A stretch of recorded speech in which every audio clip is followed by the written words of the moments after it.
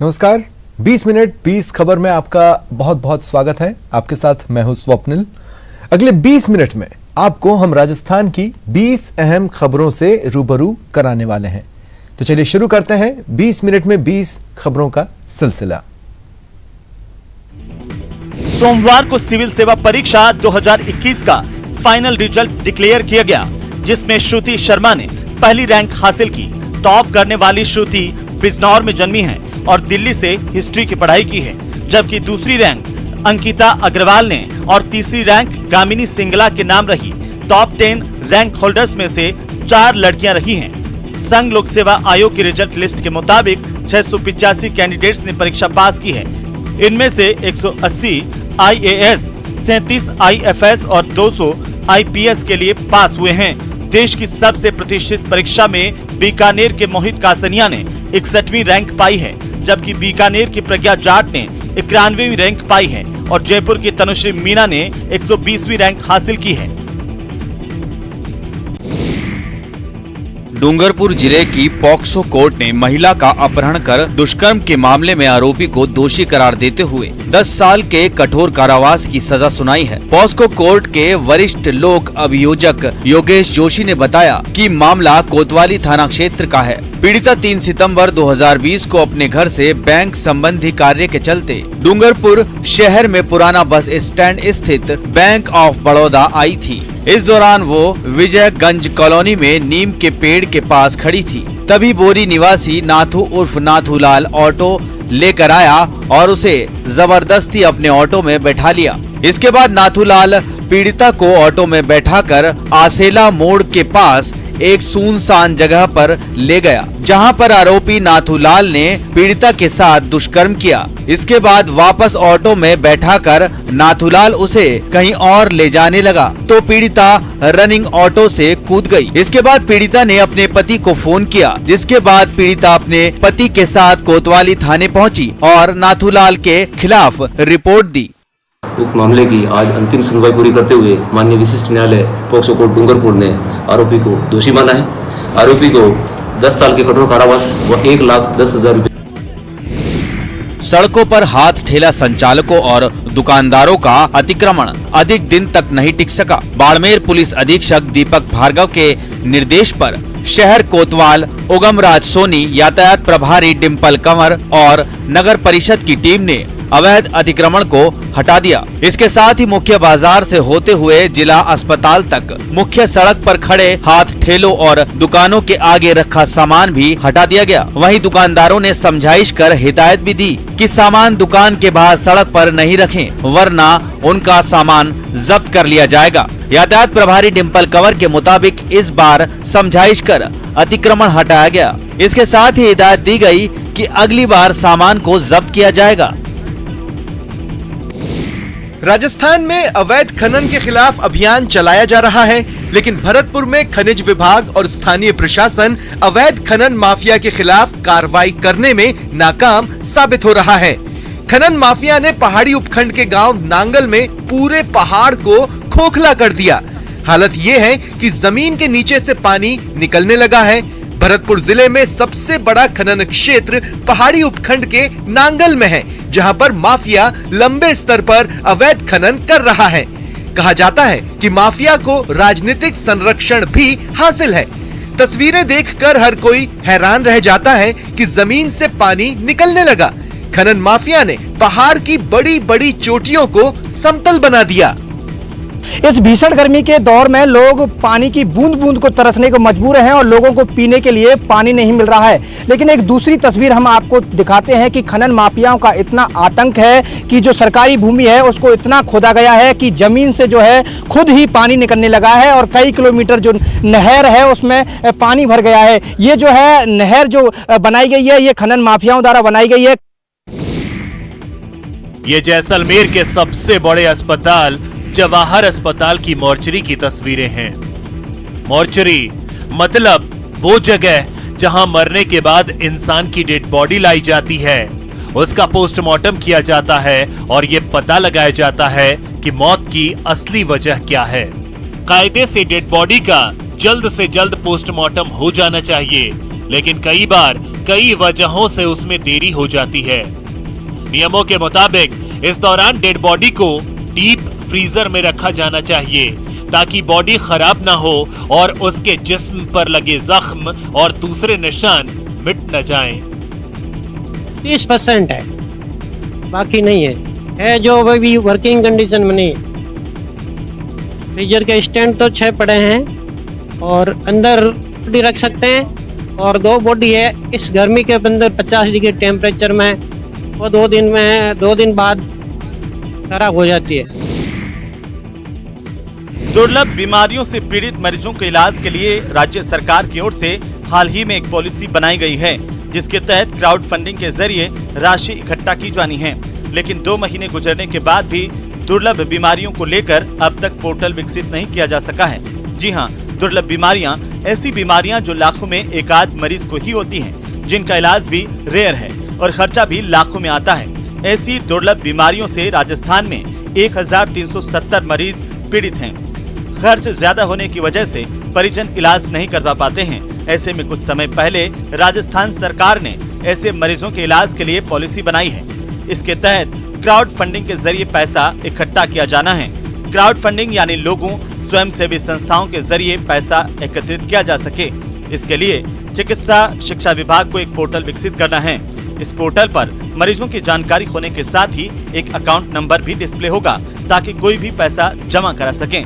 जेके loan अस्पताल के अधीक्षक डॉक्टर अरविंद शुक्ला ने बताया कि क्राउड फंडिंग के लिए एक अलग अकाउंट की परमिशन मिल गई है। उन्होंने बताया कि इस अकाउंट के शुरू होने के बाद मरीजों का यथासंभव इलाज किया जाएगा। इसके अलावा केंद्र सरकार की पॉलिसी के तहत भी दवाइयां उपलब्ध करवाई जाएंगी। सोमवार को अलवर में पानी के लिए लोगों ने मनु मार्ग स्थित जलदाय विभाग के कार्यालय पर प्रदर्शन किया। बताया जा रहा है कि अलवर के अशोका टॉकीज स्थित मीट मार्केट में बोरिंग खराब होने से स्थानीय लोगों को पानी की किल्लत का सामना करना पड़ रहा है। ये बोरिंग 10 दिन पहले खराब हुआ था और इसे लेकर कई बार जलदाय विभाग से शिकायत की गई, लेकिन बोरिंग ठीक नहीं करवाया गया। लिहाजा यहाँ के लोग इकट्ठा होकर जलदाय विभाग के दफ्तर पहुँच गए और बोरिंग ठीक करवाने की मांग करने लगे। हमारे यहाँ क्या है कि 8-10 दिन से तो एक बोरिंग खराब है मीट मार्केट वाली, उसके लिए आए हैं और ठीक कराने के लिए। बड़े अधिकारी तो मिले नहीं, डीएन साहब तो मिल गए। उन्होंने बोला कि आज दोपहर तक करा देंगे, सामान मिल जाए। सामान नहीं है इनके पास, बोलते कि आज दोपहर तक सामान आ जाए, सामान नहीं। 12 जिले के छबड़ा कस्बे में मंडी व्यवसायी से दिन दहाड़े 10 लाख रुपयों से भरा बैग छीनने की कोशिश की गई। जानकारी के अनुसार छबड़ा कृषि उपज मंडी में आरव ट्रेडर्स के मालिक पुरुषोत्तम अग्रवाल सुबह रुपयों से भरा बैग लेकर बैंक मंडी स्थित अपनी दुकान पर जा रहे थे। इसी दौरान सोनी धर्मशाला की गली के पास रेकी कर रहे बाइक सवार 2 बदमाशों ने व्यापारी के हाथ से रुपयों से भरा बैग छीनने की कोशिश की, लेकिन बैग पर पकड़ मजबूत होने के चलते बदमाश ये बैग नहीं छुड़ा पाए। व्यापारी के शोर मचाने पर वहां पर लोग इकट्ठा हो गए और इसी दौरान बाइक सवार बदमाश मौका पाकर फरार हो गए। घटना की सूचना लगने के बाद व्यापारी छबड़ा थाने में रिपोर्ट दर्ज करवाने पहुंचा। इस दौरान वहां पर मौजूद पुलिसकर्मियों और व्यापारियों में बहसबाजी हो गई। छबड़ा में आए दिन हो रही लूटपाट की घटनाओं से गुस्साए व्यापारियों ने पुलिस की कार्यशैली के खिलाफ जमकर विरोध जताते हुए थाने का घेराव कर पुलिस प्रशासन के खिलाफ नारेबाजी की है। कितने लोग थे बाइक सवार? 2 सवार, 2 आदमी था। एक मोटरसाइकिल चला रहा था, एक लाल टी शर्ट पहना हुआ पीछे था। तो क्या नकाबपोश था, चेहरा ढका हुआ था? चेहरा ढका हुआ था ना, वो सफेद छाती से मुंह ढक रखा था उसने। राजसमंद जिले की नाथद्वारा नगर पालिका इन दिनों विवाद में है। आरोप है कि स्कूल निर्माण को लेकर जारी ई टेंडर में कंपनी विशेष को फायदा पहुंचाने के लिए न सिर्फ नियमों को ताक पर रखा गया, बल्कि निर्धारित रेट से अधिक कीमत पर टेंडर दिया गया। उदयपुर की हेमा कंस्ट्रक्शन कंपनी के डायरेक्टर नीरज गौरव ने गड़बड़ी का आरोप लगाते हुए नाथद्वारा थाने में एफआईआर दर्ज कराई है, जिसमें नगर पालिका चेयरमैन मनीष राठी, आयुक्त कौशलेंद्र कुमार कठुमरा और डायरेक्टर मिराज डेवलपर्स को आरोपी बनाया गया है। नीरज के अधिवक्ता आलोक सनाढ्य ने कहा कि राज्य सरकार ई टेंडर इसलिए जारी कर दी कि ताकि तय कीमत से कम बोली लगाकर कंपनी टेंडर उठाए और सरकार को फायदा पहुंचे।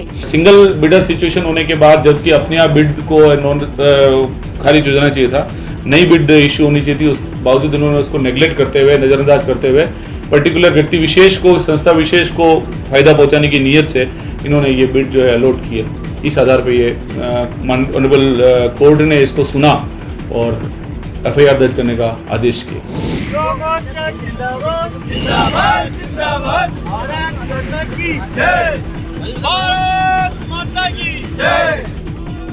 चित्तौड़गढ़ में पेट्रोल डीजल की कीमत का मुद्दा फिर से जोर पकड़ने लगा है। इस बार राज्य सरकार से वैट कम करने की मांग की जा रही है। इस मांग को लेकर बीजेपी युवा मोर्चा ने धरना दिया और कलेक्टर को ज्ञापन सौंपा। युवा मोर्चा के कार्यकर्ताओं ने हाथ पर काली पट्टी बांधकर विरोध प्रदर्शन कर नारेबाजी की। दरअसल केंद्र सरकार ने पेट्रोल डीजल पर एक्साइज ड्यूटी में कटौती की थी, जिससे पेट्रोल डीजल की कीमत में काफी कमी आई है। अब बीजेपी युवा मोर्चा की मांग है कि गहलोत सरकार पेट्रोल डीजल पर वैट कम करे, जिससे इनकी कीमत में और कमी आए और जनता को राहत मिले।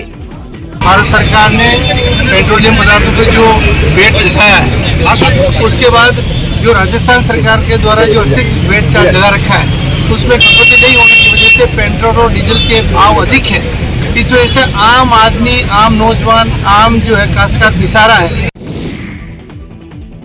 अजमेर जिले के नसीराबाद सदर थाना क्षेत्र में रहने वाले एक अधेड़ पर एक विवाहिता को बहला फुसलाकर अपने साथ भगा ले जाने का आरोप है।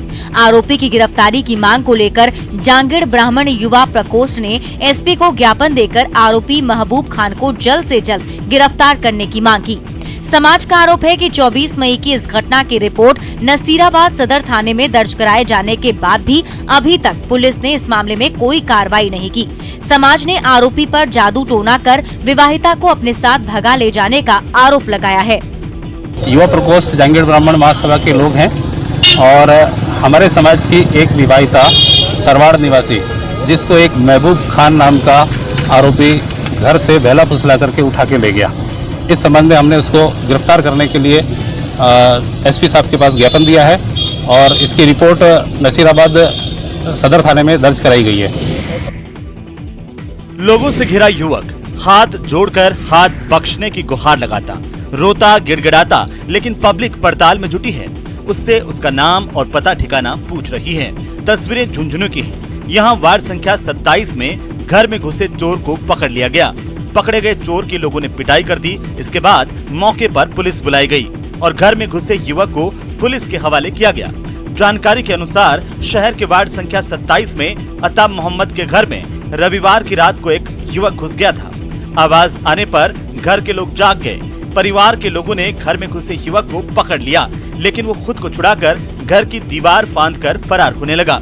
हो हल्ला होने पर मौके पर काफी संख्या में लोग जुट गए और युवक की पिटाई कर दी और इसकी सूचना पुलिस को दी गई, जिस पर कोतवाली पुलिस के एएसआई मौके पर पहुंचे और युवक को थाने ले गए। युवक के पास एक लोहे की रॉड, एक पेचकस मिला है, जिससे तय हो चुका है कि युवक चोरी की नीयत से घर में घुसा था। पुलिस पकड़े गए युवक से पूछताछ कर रही है। पुलिस का मानना है कि युवक से और भी कई मामलों के खुलासे हो सकते हैं। कोविड महामारी के दौरान जिन बच्चों के माता पिता की मृत्यु हो गई, उनके शैक्षणिक विकास, आर्थिक सहायता और उनके स्वास्थ्य की देखभाल के लिए पीएम मोदी ने पीएम केयर फॉर चिल्ड्रन योजना चलाई है। इस योजना के बारे में प्रधानमंत्री नरेंद्र मोदी ने सोमवार को कोविड से अनाथ हुए बच्चों से वर्चुअल संवाद किया। इस मौके पर दौसा में जिला कलेक्टर कमर चौधरी सहित कई अधिकारी मौजूद रहे। इस मौके पर प्रधानमंत्री ने योजना की समीक्षा भी की। दौसा जिले में 6 बच्चे इस योजना से लाभान्वित हुए हैं। उनसे जिला कलेक्टर ने संवाद किया और योजना के महत्व के बारे में जानकारी दी। इस अवसर पर जिला अधिकारी कमर चौधरी ने जिले के 6 अनाथ बच्चों को PM care for children scheme के तहत मिलने वाले लाभों से जुड़े दस्तावेज भेंट किए। इन बच्चों के भविष्य को सिक्योर करने के लिए इनको आर्थिक मदद मिल सके और उसके साथ साथ में इनका पूरा ध्यान रखा जा सके 18 से 23 वर्ष तक के, जब तक ये होते, और उसी के लिए ये पूरी स्कीम है। हमारे जिले के 6 बच्चे हैं, 6 बच्चों के साथ वो प्रेजेंट हैं और उनको जो सेंट्रल गवर्नमेंट से जो हेल्थ कार्ड है या जो बाकी दस्तावेज हैं वो आज सपुर्द किए गए हैं। प्रदेश के जिन पंचायत मुख्यालयों पर आज तक रोडवेज की सुविधा नहीं है, अब उनके लिए अच्छी खबर है। उन्हें प्राइवेट बसों का भारी भरकम किराया नहीं देना होगा। राजस्थान रोडवेज इसी साल में सभी पंचायतों तक रोडवेज की सेवा शुरू कर देगी। झुंझुनू दौरे पर आए प्रदेश के परिवहन मंत्री बृजेंद्र ओला ने बताया कि कांग्रेस के जन घोषणा पत्र में हमने वादा किया था कि ग्रामीण बस सेवा शुरू करेंगे, इसलिए अब इस दिशा में काफी काम हो गया है। मंत्री ने बताया कि हाल ही में बस सेवा शुरू करने से पहले एक सलाहकार की नियुक्ति की गई है। इसके बाद चरणबद्ध तरीके से अगस्त माह से ग्रामीण बस सेवा शुरू की जाएगी। इसके बाद प्रदेश की कोई भी ऐसी ग्राम पंचायत नहीं होगी जहां राजस्थान रोडवेज की सुविधा नहीं होगी। 50 बसें चलेंगी। पहले उनको हम दिल्ली जयपुर उस रूट पर चलाएंगे, क्योंकि जहां उस बैटरी को चार्ज करने की सुविधा हो वहीं वो चल सकती हैं। फिर जहां जहां ये सुविधा विकसित हो जाएगी उन पर भी लाएंगे। उससे न केवल रनिंग कॉस्ट कम होगी बल्कि पोल्यूशन भी कम होगा। रणथंभौर वन्य जीव अभ्यारण्य में बाघों का कुनबा बढ़ता जा रहा है। पिछले कुछ समय के हालात और मौजूदा हालात को देखा जाए तो इस साल मानसून से पहले ही मई महीने तक रणथंभौर के 3 अलग अलग क्षेत्र में बाघिनों ने शावकों को जन्म देकर खुशखबरी दी है। जी हां, पहले 5 महीने में ही यहां 9 शावकों का जन्म हुआ है। बताया जा रहा है कि इस साल यहां 4 बाघिनों ने 9 शावकों को जन्म दिया है। खास बात यह है कि यहाँ कुछ ऐसी भी बाघिनें हैं जो जल्द ही मां बन सकती हैं। उम्मीद जताई जा रही है कि रणथंभौर में अभी और शावकों का जन्म होने वाला है। फिलहाल यहाँ 21 शावक जीवित हैं। आपको बता दें कि 3 दिन पहले 2 शावकों के साथ बाघिन T94 नजर आई थी। उससे पहले मार्च की शुरुआत में बाघिन T39 उर्फ नूर 2 शावकों के साथ नजर आई थी। इन दोनों के अलावा ऊंट को मार गिराने वाली बाघिन T19 ने भी फरवरी में 3 शावकों को जन्म दिया था। भीषण गर्मी में जहां पूरे देश में पानी के लिए हाई तौबा है, त्राही त्राही मची है। ऐसे में दुनिया भर में प्रसिद्ध MP के मंडला स्थित कान्हा राष्ट्रीय उद्यान फिलहाल जल संकट से काफी हद तक दूर है। यहाँ की शान टाइगर, बारहसिंघा जैसे दुर्लभ प्राणी सहित सैकड़ों प्रजाति के वन्य जीवों के लिए पार्क में पानी की पर्याप्त उपलब्धता है। पार्क के 1150 स्क्वायर किलोमीटर के विशाल क्षेत्र के खटिया, मुक्की और किसली रेंज में सैकड़ों पानी के सौसर बनाए गए हैं। पार्क के अलग अलग क्षेत्रों में बनाए गए इन सौसरों में पार्क के कर्मचारी नियमित पानी भरते हैं जो वन्य जीवों की प्यास बुझा रहे हैं। तो दूसरी तरफ प्रबंधन ने सौर ऊर्जा से चलित पानी के पंपों का अनेक जगह प्रयोग किया है जो सुबह से शाम तक पार्क के तालाबों में पानी भरते रहते हैं। कान्हा नेशनल पार्क के तीनों जोनों में 3 पानी के टैंकर और सैकड़ों कर्मचारी नियमित निगरानी करते हैं कि कोई भी सौसर बिना पानी के न रहे, कोई भी वन्य जीव प्यासा नहीं रहे। यही वजह है कि हजारों किलोमीटर में फैले कान्हा में भीषण गर्मी के बावजूद किसी वन्य जीव की प्यास से मौत नहीं हुई। भीषण गर्मी से परेशान लोगों के लिए अच्छी खबर है। दक्षिण पश्चिम मॉनसून ने केरल में दस्तक दे दी है। तय समय से 3 दिन पहले मॉनसून के केरल में दस्तक देने से राजस्थान में भी मॉनसून के तय समय से पहले आने की उम्मीदें बढ़ गई है। आमतौर पर मॉनसून 1 जून के आसपास केरल में दस्तक देता है, लेकिन इस बार समय से पहले मॉनसून की एंट्री ने लोगों की उम्मीदें बढ़ा दी है। मॉनसून के केरल में एंट्री होने से अब प्रदेशवासियों को भी मॉनसून के जल्द राजस्थान पहुंचने की उम्मीद है। राजस्थान में मॉनसून अमूमन 25 जून के आसपास प्रवेश करता है, लेकिन इस बार तय समय से पहले आने की उम्मीद है। इसके साथ ही प्री मॉनसून एक्टिविटीज भी जल्द शुरू होने की संभावना है। प्रदेश में 10 जून से लेकर 15 जून के आसपास प्री मॉनसून एक्टिविटीज शुरू हो जाती है। हालांकि इस दौरान पारे में मामूली गिरावट देखने को मिलेगी और लोगों को हीट वेव का सामना नहीं करना पड़ेगा। सोमवती अमावस्या के पावन पर्व पर स्नान को लेकर बद्रीनाथ धाम में तीर्थ यात्रियों की भीड़ लगी रही। तीर्थ यात्री तप्त कुंड और अलकनंदा नदी में स्नान करते नजर आए। सुबह से ही तीर्थ यात्री बद्रीनाथ में डुबकी लगाने के लिए पहुंचते दिखे। मान्यता है कि बद्रीनाथ धाम में स्थित तप्त कुंड में स्नान करने से सारे दुख दर्द दूर हो जाते हैं और विशेष पर्व पर जो भक्त पहुंचकर यहाँ स्नान करता है उस पर भगवान नारायण की विशेष कृपा होती है। इसलिए प्रत्येक पर्व पर बद्रीनाथ धाम में स्नान करने का विशेष महत्व है। कार्तिक स्नान के साथ साथ सोमवती अमावस्या का स्नान भी बद्रीनाथ धाम में विशेष फलदायी माना गया है। धार्मिक दृष्टि से सोमवती अमावस्या का विशेष महत्व है। इस दिन महादेव और पितरों की पूजा करना कई गुना लाभ प्रदान करता है। इस दिन सुहागिन महिलाएं देवाधिदेव महादेव और माता पार्वती की पूजा कर अखंड सौभाग्य की कामना करती है और सोमवती देवी से आशीर्वाद मांगती है कि जैसे उनका सुहाग अखंडित रहा वैसे ही उनका भी सुहाग और सौभाग्य बना रहे। बीते 3 दिनों से रुद्रप्रयाग के पांडव सेरा में फंसे 7 ट्रैकर्स का रेस्क्यू ऑपरेशन संपन्न हो गया। प्रशासन ने एयरफोर्स के 2 चेतक हेलीकॉप्टरों की मदद से सोमवार को पांडव सेरा के लिए उड़ान भरी और सभी ट्रैकर्स का सफलतापूर्वक रेस्क्यू कर लिया, जिसके बाद 4 स्थानीय ट्रैकरों को उनके गांव पहुंचा दिया गया, जबकि 3 ट्रैकरों को गौचर हेलीपैड पर लाया गया। गौचर में स्थित आईटीबीपी कैंप में ट्रैकर्स का हेल्थ चेकअप किया गया। सभी का स्वास्थ्य ठीक बताया जा रहा है। आपको बता दें कि रविवार को एसडीआरएफ की टीम रेस्क्यू नहीं कर सकी थी। गौरतलब है कि उत्तराखंड के रुद्रप्रयाग जिले के पांडव सेरा ट्रैक पर 9 ट्रैकर्स के फंसे होने की खबर से हड़कंप मचा था।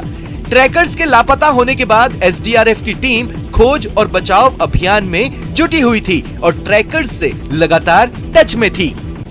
रुक रुक कर हो रही बर्फबारी और चारों तरफ बर्फ की बिछी सफेद चादर तस्वीरें उत्तराखंड के हेमकुंड साहिब की हैं।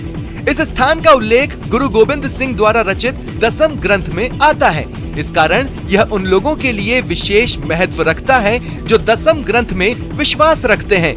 बहरहाल मौसम की दुश्वारियों के बावजूद श्रद्धालुओं की संख्या में कोई कमी नहीं है। अभी तक 15,000 से ज्यादा श्रद्धालु हेमकुंड साहिब पहुंच चुके हैं। हेमकुंड साहिब में लगातार मौसम बदलने के साथ बर्फबारी हो रही है, जिससे सुबह शाम के तापमान में गिरावट दर्ज की जा रही है। लेकिन रविवार को मौसम साफ होने के साथ ही एक बार फिर से मौसम सुहाना हो गया। आपको बता दें, हेमकुंड साहिब के आस्था पथ पर दुश्वारियों का अंबार है। शासन प्रशासन की बैठकों और निरीक्षणों का असर व्यवस्थाओं पर नजर नहीं आ रहा। आस्था पथ पर पेयजल और सार्वजनिक शौचालय की कमी है। घांघरिया से हेमकुंड साहिब तक 6 किलोमीटर की विकट चढ़ाई पर मात्र एक जगह पर घोड़े खच्चरों के लिए पानी का तालाब है। फिलहाल इतना ही। नमस्कार।